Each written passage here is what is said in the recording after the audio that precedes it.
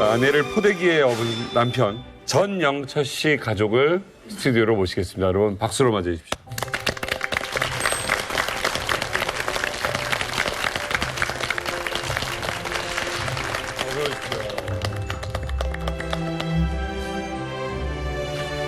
안녕하세요. 안녕하세요. 전 아내를 이렇게 업은 압록강을 건고 라오스산을 4시간 남아 넘은 저 남편 전영철이라고 합니다.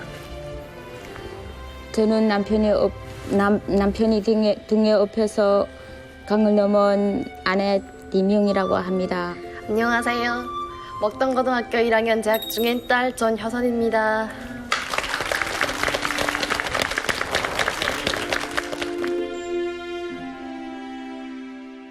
물론 뭐 아내분께서 너무 날씬하셔서 안 무겁겠지만 예. 안 해요. 저 이렇게 하고 태국을 넘었거든요. 그러세요? 예, 라오스선을 남편이 이렇게 업고 건넜어요. 미안하기도 하고 고맙기도 하고 그러시겠네. 네네. 이걸로 아직도 안 버리고 가지고 계세요? 예. 못 버리죠. 저희들 이 포대기 없으면 산도 넘기 힘들고 강도 건너기 힘들었겠는데 이 포대기 우리 죽을 때까지 가버려 건사하고 있자고 해요.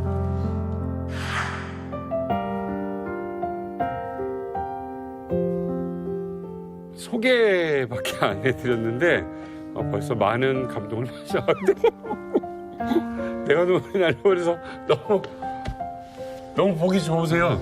예. 감사합니다. 근데 두 분이 어떻게 해서 처음 만나게 된 겁니까? 저희는요, 북한에서 몸이 불편하니까 일도 못 다니고 집에서 매달을 하고 있었어요. 그런데 33살 먹으면서 중매로 해서 저희 남편 6살 아래 남편을 만나게 됐어요. 6살 아래 남편을 만나게 됐어요. 6살 아래예요? 네, 6살 아래. 네. 만난 지 얼마 만에 결혼하셨어요? 저희 남편 만나서 20월 만에 결혼했습니다. 20월 만에 결혼했습니다. 한 달도 안 돼서? 네. 너무 소리 같은 거 아니야? 성격 급하다야. 아니 처음에 그러면 갔더니 몸이 불편하셨잖아요. 네. 아내께서 그거는 전혀 개의치 않으셨어요? 저에게 영원한 길동무가 되어줄 아내라고 생각하고 그래서 제가 선택을 한 거죠. 조선아 아버지가 너무 달달해. 네, 저렇게 천사 같은 남편을 만났잖아요. 네. 혼자 사시다가 네. 결혼 생활이 얼마나 행복했을까. 그동안 못 느꼈던. 저는 남편 만나기 전에는 목발을 짚고 바깥에도 자주 못 나갔어요.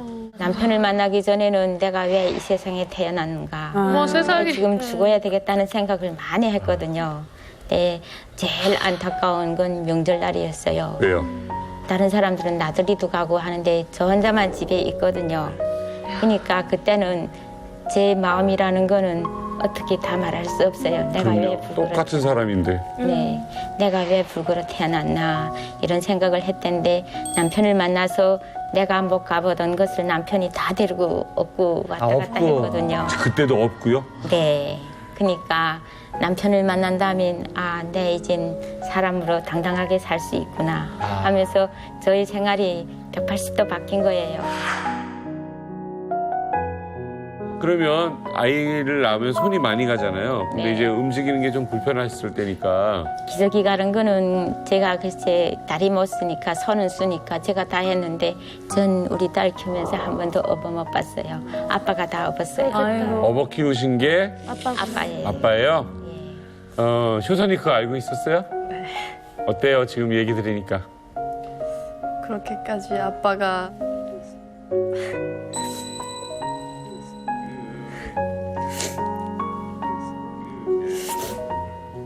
근데 이게 이렇게 화목했던 가족이 탈북을 한 거예요. 무슨 사연이 있었나요?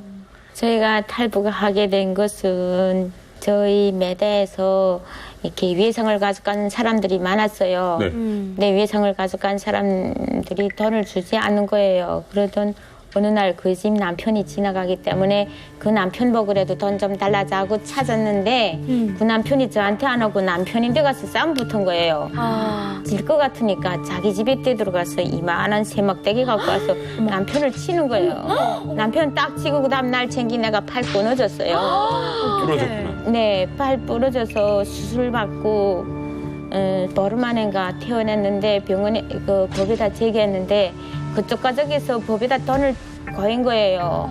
그러니까 먼 사람들 가져간데도 나를 지금 내가 목발 짚었으니까 내 절로 넘어져서 지절로 팔 끊어졌다는 거예요. 썩었어. 그러니까 저는 이 썩은 세상에서는 못 살겠다. 잘했어. 그냥 잘했어. 그렇지만 제 다리 붉으니까 저는 가자고 생각 못 했거든요. 딸만 먼저 보내자고 했댔어요. 근데 저희가 아는 분이 딸 혼자 보내려면 보내지 말라.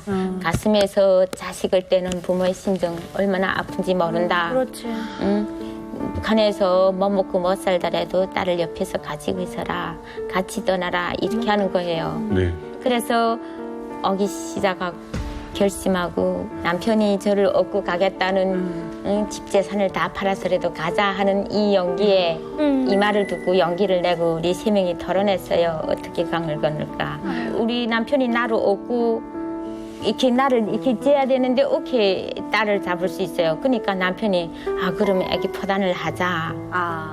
이제 나를 얻고 왔던 이 포단을 남편이 생각한 거예요. 그래서 남편이 장마당에 가서 이걸 수선해가지고 만들어가지고 이걸 해가지고 옥구수 강을 넘어서 왔어요. 이게 혹시 딴 사람이 눈치챌 수 있잖아요. 뭐 이렇게 갑자기 포대기를 산다고 그러면 뻔히 하는 사람일 텐데. 그렇죠. 그래 아내분이 이제 저는 팔을 다쳤으니까 이 병원이랑 가게 되니까 제가 업고를 다녀야 되니까 집이 병원에서부터 엄청 멀거든요.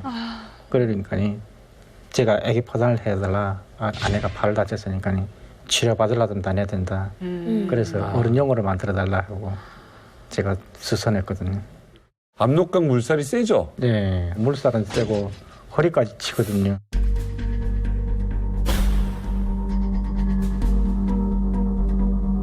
오직 이 길을 가야만이 살아야 된다는 이제 백대 혁명 정신으로 또 네. 그놈의 백대 말씀은 백대 혁명 정신이지만 사실은 이 가장으로서의 그 책임감. 딸은 아빠 손을 잡고 밤에 걷는데 진짜 또 내려가면 어떡하나 그 걱정도 하고 엄마를 업고 가는 게 그렇게 진짜 아빠에 대한 존경심이 많이 생겼어요.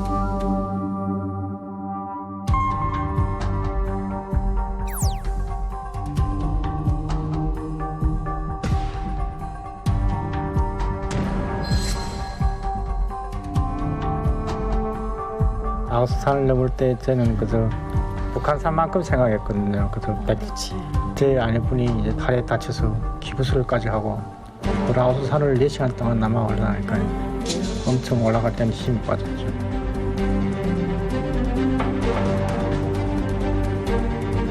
근데 좀 시원하다니까 내려갈 때는 그 올라갈 때보다 4배로 2배로 아마 힘든 거예요. 왜요? 그 아웃산에는 참대나무가 많은 거예요. 맞아. 참대나무가 많으니까 참대나무들은 다 습지대니까 신발이 잘 붙지 않는 거예요. 아이고야. 그러니까 엄청 넘어지고 제가 넘어져도 엄청 단데 아내분은 팔까지 아프니까 이제 엄청 미안하고 그래서 그 미안한 감을 많이 네 시간 동안 진짜 착하시다. 미안하다고. 미안한 생각을 지금. 야. 내려오면서 아마 10번은 넘어졌을 거예요. 안 넘어지자고 해도 발이 미끄러우면 그러니까. 넘어지거든요. 그러면 앉으면 제가 엉덩이를 찢거든요. 그러면 브로커들이 와서 일으켜주고 우리 사람들이 다 일으켜줬거든요. 근데 우리 남편은 저를 얻고도 그 북한 분들을 같이 산을 넘었는데 그물들보다 더 빨리 걷는 거예요.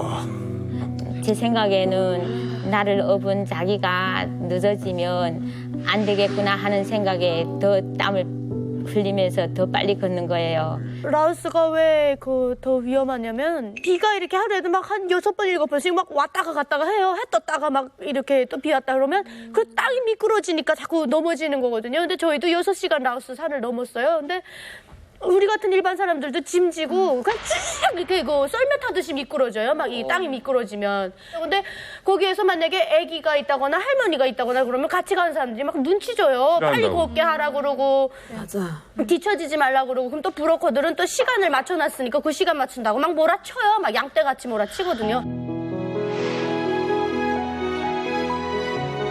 아빠는 땀 흘리시면서 넘어질 때 내가 진짜 일으켜 드리면서 아 나도 조금만 좀 더 컸으면 한 생각을 많이 했어요. 제가 한국에 오는 것도 어머니 아버지가 저 때문에 오는 거잖아요. 더 좋은 미래를 위해 저를 위해서 오는 건데 너무 길이 힘들고 하니까 진짜 제가 너무